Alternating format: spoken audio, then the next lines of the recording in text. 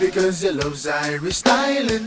And if you knew all the things that I do, oh yes, them guys, yes, they will be piling. More feel-good island music. We are KWXX. It's Hightown, your beautiful 10:04 here for your Monday, February 27th, post-Oscar Monday here. We'll talk about the Oscars a little bit coming up, but coming up this weekend, already looking forward to the weekend, and it's March already. March 3rd is going to be the big fight day, and we're talking about the TOUGHMAN Hawaii Tournament of Champions. Coach Wally stopping by to talk a little bit about the TOUGHMAN. Now, we've called it the Tournament of Champions in the past, but this TOUGHMAN, it's the Challenger Series. Tell us a little bit again. What is the Challenger Series all about? Well, the TOUGHMAN organization has two separate fights that we promote. One is the Tournament of Champions, which are all the competitors that have been revolving in the tournament over the years. And the Challenger Series is where we open up the door to all the new competitors. Of course, the main card will still feature some of the best fights that we offer because those guys are advancing to the finals in the Tournament of Champions. So we still have to have a strong main card to advance those guys, but we open up the door to all the new competitors in the Challenger Series, and it's very, very exciting. All right, so we're not talking about a cage. This is going to be in a boxing ring. Right. And, four sides, a lot more visible, right? I think. A cage, is great for the fighters, but from the spectator standpoint, you always can't see all the action. But in a boxing ring, man, you see everything. For all the fight fans out there, fighting always started in a ring before they invented the cage. Yeah, and the Challenger Series, what it does is it opens up the door to the new challengers, and they have to be a lot more technical. There won't be a lot of pushing and shoving and using the cage for maneuverability. You'll have to be more technical on your feet, more boxing, more kickboxing, more bouncing off the ropes, more movement, and that's how you show us that you're ready to advance to the bigger show.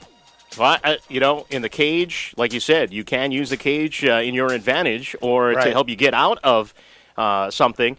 In the ring, the only thing you can do on a ring is get into the turnbuckle or bounce off the ring. Right. Well, the boxing ring, a lot of guys that are on their feet, the stand-up fighters, they're more technical in a boxing ring because you can bounce off the ropes. You'll see Ben Santiago this weekend. He'll be utilizing those ropes and different things. You saw Muhammad Ali use the rope-a-dope. There's a lot of different things that you can do in a boxing ring that you can't do in a cage. I will say I did see Chris Cisneros use a cage just like a boxing ring and bounce the guy off the cage and come back and knock him out. I think you know what I'm talking about. We've seen Chris Cisneros do that. So, there are some guys that go into the cage and use that cage just like a ring, they would a ring. So, but anyway, enough talk about the ring. It all happens this weekend. Who we got on the lineup here? Well, first of all, we're going to start off with a couple of 8-year-old kids. One, schoolboy Sammy Rosa from Kailua Kona.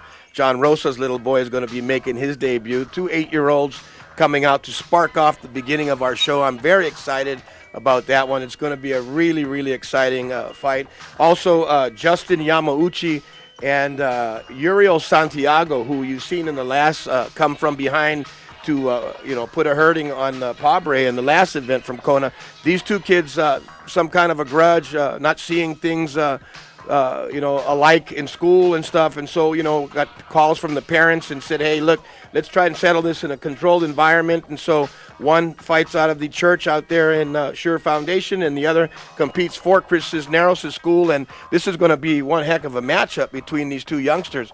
So we're opening up the door to a lot of great competitors this weekend, and of course we got Albert Always Bad Manners pulling out one of his challenges against Radical Rob Midell. So we'll see if Albert shows up, and we'll make that fight happen as well. Albert Manners, we'll see what happens. He didn't show last time, so we'll cross our fingers this time. Well, if he doesn't show up for the weigh-in, he'll be out. But I can tell you this, he promised me that he has a thing for Robert Midell. Robert says, hey, I'm tired of his talk. Let's go ahead and settle this thing up. So we'll put it in a controlled environment and see if we can't fix it, We got some title fights on the line as well. Who we going to do on the titles? Well, we got Israel Lovelace from YNI, who is undefeated at 19-0, and we finally got my boy Rico Abadilla to get back into TOUGHMAN. He actually holds the Just Scrap title, but Rico is a stand-up fighter. He trained with me from when he was young. He's back. I am so excited to see him back in the tournament in our TOUGHMAN organization. He'll be taking a shot at that title. We also have Theodore Brown, who, the last time said that there isn't anybody in Hilo that can beat him. He can beat anybody here, and that's why he has that belt. Well, guess what? Tyler Lipadino says that belt will stay in Hilo when Theodore leaves back to Oahu on Sunday. And, of course, the super heavyweight title, Chris Bernard took it home to back to Waianae, and we got the guy from Ka'u, the golden boy from Ka'u. The golden boy. I like that. Dylan wants to bring it back to the Big Island. Dylan says the belt will be here on Sunday with him. Saturday night, he will take the belt home.